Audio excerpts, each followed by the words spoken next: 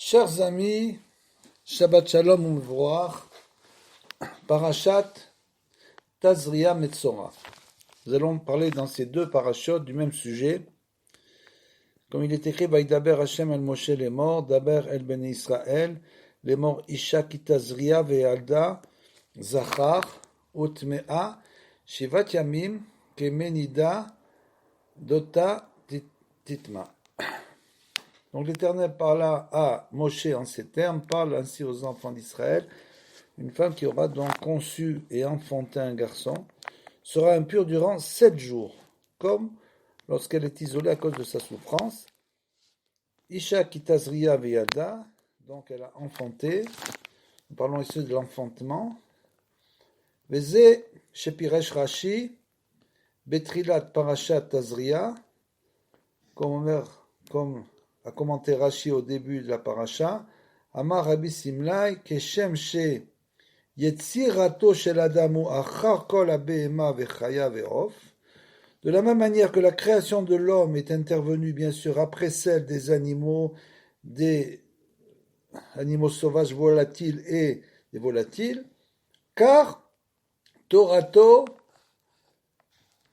nitavshra achar Kol chaya ve'of. De la même manière, les règles qui le régissent furent énumérées après celles, bien sûr, des animaux sauvages, domestiques et des volatiles. Pourquoi la création de l'homme est advenue finalement en dernier? Qui Yetzirato shel Adam aya achar kol yetzirat be'ema, parce que c'est ce qu'on vient de dire. La création de l'homme, donc, est advenue à la fin de la création.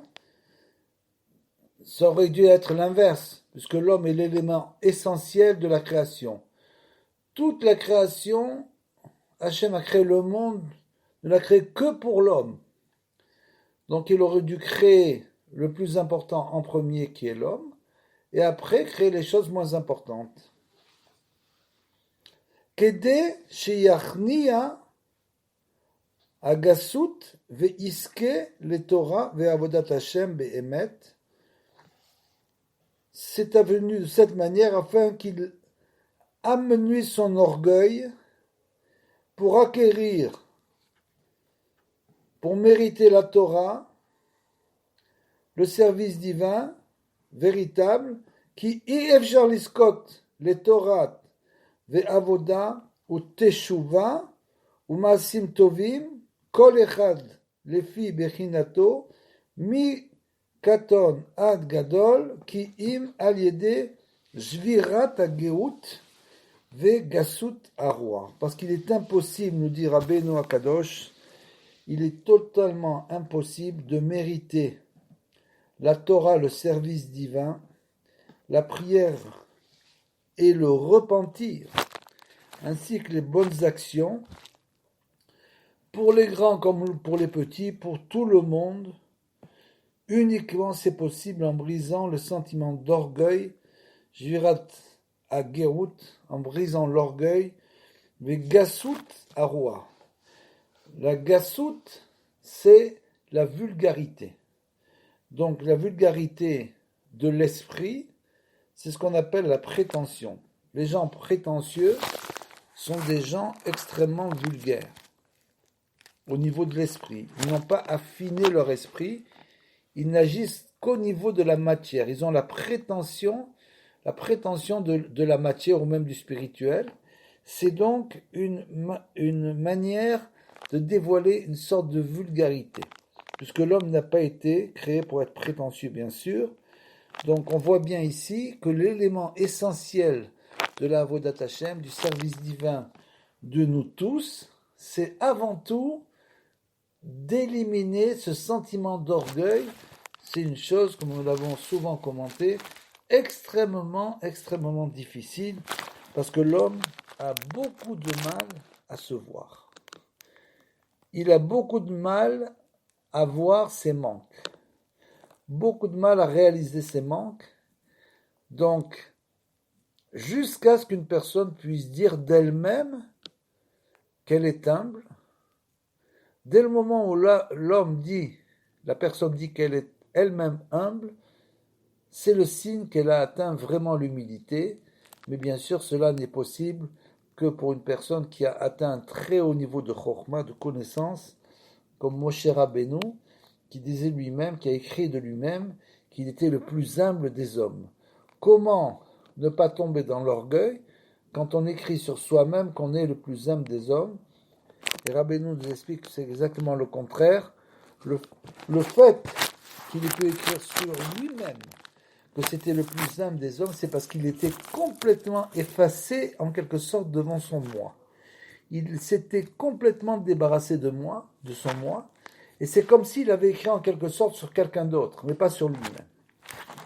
Ça, c'est donc les très très grands tzadikim qui ont fait une abstraction totale d'eux-mêmes. C'est pour ça que l'homme a été créé en dernier. Pourquoi? Pourquoi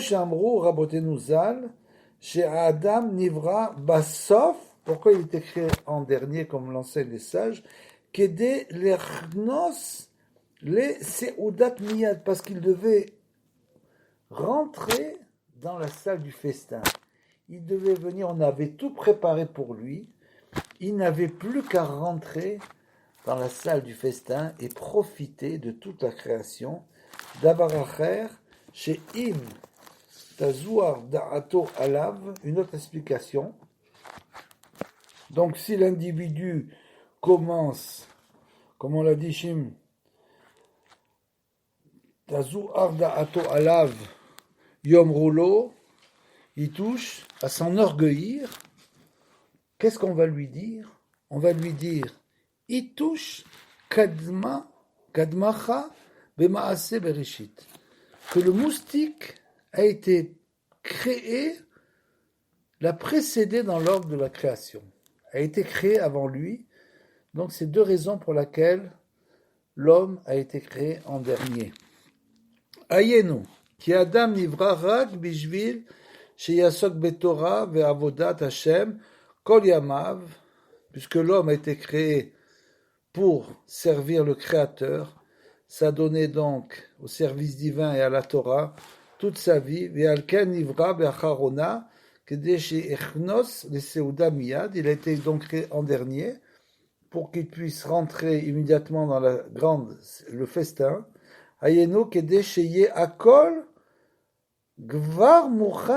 Pour que il ait tous les instruments pour pouvoir faire cet avodat Hashem. Donc il a effectivement été créé en dernier, parce qu'il devait avoir tout sous la main pour pouvoir servir le Créateur, et c'est la raison. Kol ma shetzarir, les farnasato, ou les achiv dato, tout ce qu'il avait besoin pour sa parnassa, sa subsistance, et pour bien sûr élargir son esprit, ba'em, ou les akir al-yadam, Gdulat Aboré, Idbarar, et tout ça pour l'aider à connaître le Créateur. Ve'alken. Akol nivra kodem yom hashishi, c'est pour ça que tout a été créé avant le 6e jour. Ve'u nivra beyom hashishi, et l'homme a été justement créé ce jour-là, le 6e jour. Samour le Shabbat, achar, avant l'entrée de Shabbat, Achar shegvar nivra akol bishvilo, après que tout était créé pour lui, ve'uchan lefanav akol, et tout était préparé pour lui. Il était donc comme un roi véritable, kedé she'echnos le seudat Shabbat, pour qu'il puisse rentrer dans la seuda de Shabbat, la première seuda miyad, tout de suite, ve'lo tstarer le amtin, ou les balbel da'ato beshum davar, et il ne devait plus être obligé d'attendre, et avec l'esprit troublé et inquiet, avant la Seuda de Shabbat. Grak, iske le Seuda de Shabbat miyad, ve iske miyad la asok be'avodat Hashem, il aurait donc dû mériter tout de suite de rentrer dans la Seuda de Shabbat, la sainteté du Shabbat. C'est pour ça qu'il a aussi été créé, bien sûr, le Yom HaShishi, donc pour rentrer immédiatement dans la sainteté du Shabbat, et pouvoir commencer la Avodat Hashem véritable, Vezeu ikar tachlit aseuda shel Shabbat, et c'est ça l'essentiel du premier repas de Shabbat, bien sûr. Ce qu'on appelle le Shabbat aussi, c'est le festin futur. Chez Ubechinat Seudat chez les Hatid, qui représente la grande Seuda dans les temps futurs, comme c'est bien connu, chez Eskou Tzadikim, la grande Seuda des Tzadikim, où là-bas il est écrit qu'ils vont manger le Léviathan, Shaya Adam Arishon Raoui, Liskot Elav Miyad, et c'est à cette Seuda qui devait être conviée, cette grande Seuda, magnifique, merveilleuse, Elav Miyad Imaya Mekayem Mitzvato Idbarar, si bien sûr il avait obéi aux ordres de Hachem Idbarar de ne pas manger du fruit défendu. Tout ça s'est passé dans un très très bref instant. Le Yetzer Hara est venu et a réussi, bien sûr, à faire tomber le monde entier avec Adam Arishon, le monde entier dans la faute. Les Zéhou, Shamro Rabotenu Zal, et c'est pour ça que les sages ont enseigné, Sham Davar Acher, She'im Tazu Ardato Alav, Omrim Lo Itush Kadma, en répétant que si justement l'homme commence à s'enorgueillir, on va lui dire que finalement il faut qu'il réalise bien que finalement le moustique a été créé avant lui, Ayenu, chez I.F. Charlie Scott, les Seudat, à Kedusha Anaal, Afilu im Upanui, Mikol Asakim, Veyeshlo On, de Alma, que l'homme ne doit pas s'enorgueillir aussi de sa richesse, de croire que parce qu'il a acquéri la richesse, qu'il a droit à tout, que tout lui revient. L'homme qui a acquéri la richesse est tranquille, et souvent c'est une très grande punition pour lui d'avoir acquéri cette richesse, parce que ça le sort de ce monde d'inquiétude, et qui a aussi une bonne connotation, c'est-à-dire que les soucis aussi et les épreuves nous permettent aussi d'avancer dans la vie, de réaliser qu'on n'est pas arrivé à ce qu'on doit arriver, donc il faut continuer aussi à faire notre travail, à faire Teshuva sans cesse. Par contre, le riche qui pense qu'il est arrivé à exactement ce qu'il voulait, c'est malheureusement une chose dans laquelle l'homme tombe rapidement et son esprit s'affaiblit, et qu'il sait que maintenant il est libre de faire ce qu'il veut, il a le temps de faire ce qu'il veut, il a toute la fortune du monde, qui im aliede shfelut aliedeze davka zochim le Torah ve'avoda. Donc cela signifie qu'il est impossible de profiter de ce saint repas de Shabbat en quelque sorte, même lorsque l'individu est libre et dispose de toute la fortune de ce monde. C'est uniquement grâce à l'humilité, c'est elle qui lui fait mériter la Torah et la prière, Torah ve'avoda, aval techef shemit gae ve'tazu ardato, mais instantanément, dès le moment où il va s'enorgueillir de ce qu'il a, bien sûr, alav omrim lo itush katoma. On lui dit, le moustique t'a précédé, qui az ou radouille lifneem, lifne kol be'ema vechaya ve'ov kemo she'amru rabodenu zechronim bracha. C'est alors qu'il s'efface devant eux, devant tous ces éléments de la création qui l'ont précédé, devant les animaux et les volatiles, comme les sages ont dit, Zacha rodé ba'em, lo zacha naase yarud lifneem. Comme les sages ont dit, si l'individu est méritant, il va dominer donc toute la création, sinon il va se trouver rabaissé en dessous, entre guillemets, en dessous des animaux. Et dans le même ordre d'idées, dans la paracha Metzora, il est écrit là-bas Ve'etz erez usheni tolaat ve'ezov. Donc du bois de cèdre, de l'écarlate et de l'hysope. Ça c'est pour purifier, donc c'est ce qui permet la purification. Negaim baim, nous dit Rabbeinu, comme c'est écrit aussi dans la Torah, bien sûr, le Rashi, etc. Negaim Baim al Gasut Arura. Pourquoi les hommes sont affectés par des infections lépreuses? C'est uniquement parce que ça vient de la prétention et de l'orgueil. Gasut Arua, que Moshe Piresh Rashi, B. Parashat Metzora, comme Rashi l'a expliqué dans la Parashat Metzora, Al Pasuk Ve Es Erez Ve Ezov Shne Torat. Les Bechinat Arba Marot Negaim, et ça bien sûr, ce sont les 4 aspects de la lèpre, des affections de la peau, Negaim, Keneged Arba Bechinot Shfelut. Ces 4 affections de la peau proviennent en fait de 4 niveaux d'humilité. Le premier est là, Rabbeinu va nous expliquer donc tous les niveaux d'humilité. C'est-à-dire que l'homme doit casser son orgueil chez Yeshaver Ga'avato Be'arba Bechinot Shfelut. Il y a 4 formes d'humilité qui permettent de véritablement annuler notre orgueil. Et donc nous allons voir quelles sont ces 4 formes. La première, c'est Ki Tsarir Adam La'aktin et Atzmo Lifne Gdolim Mimeno. Donc l'homme ne doit pas avoir un sentiment de prétention en permanence jusqu'à ce qu'on voit des gens qui ne reconnaissent pas la grandeur de ceux qui sont vraiment grands. Ça, c'est un très grand sentiment d'orgueil qui touche les gens souvent qui croient avoir atteint la chokhma, la connaissance. Et ceux-là, ils s'imaginent qu'il n'y a pas plus élevé qu'eux-mêmes. Donc, il faut reconnaître la grandeur des autres, notamment des grands tzadikim, ça c'est clair qu'il faut reconnaître leur grandeur véritable, et s'abaisser bien sûr devant eux.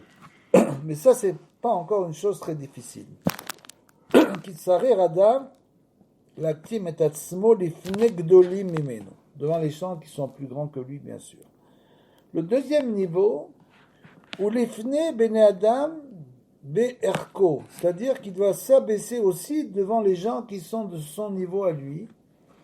Il ne doit pas toujours essayer de se comparer aux autres en se croyant plus grand que les autres. Il doit s'abaisser devant les gens qui sont entre guillemets de son niveau. Ça c'est bien sûr le problème, c'est que personne ne connaît son propre niveau, bien sûr. Mais comment on peut connaître son propre niveau? Justement en acquérant l'humilité. Donc on va s'abaisser devant les gens qui sont à peu près de notre niveau. Ou les fnektanim, et maintenant le troisième niveau, c'est même les gens qui sont plus petits que lui. Ça c'est le troisième niveau.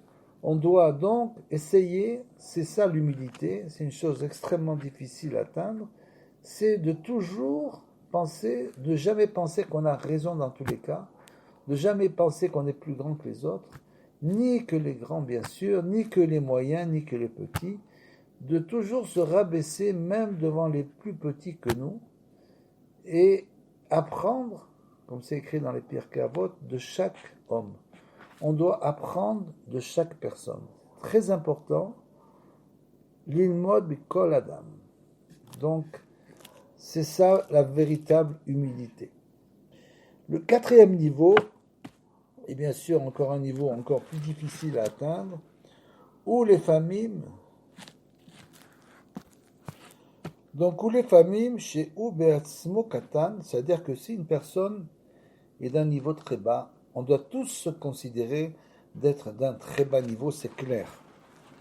Ni moi, ni vous, ni personne n'avons atteint aucun niveau.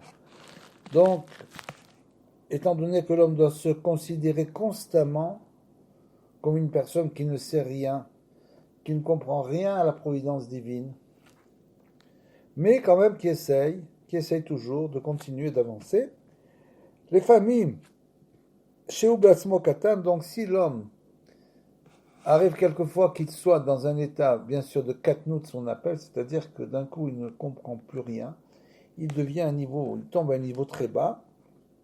Chez Baktanim, parmi les plus petits, Tsarir להקטין את עצמו כנגד מדרגת עצמו, c'est-à-dire que non seulement il est d'un petit niveau, mais en plus il doit, c'est une image bien sûr, mais là c'est plus une image, il doit s'abaisser devant son propre niveau. C'est-à-dire que l'homme doit se considérer toujours étant d'un niveau extrêmement bas au niveau spirituel.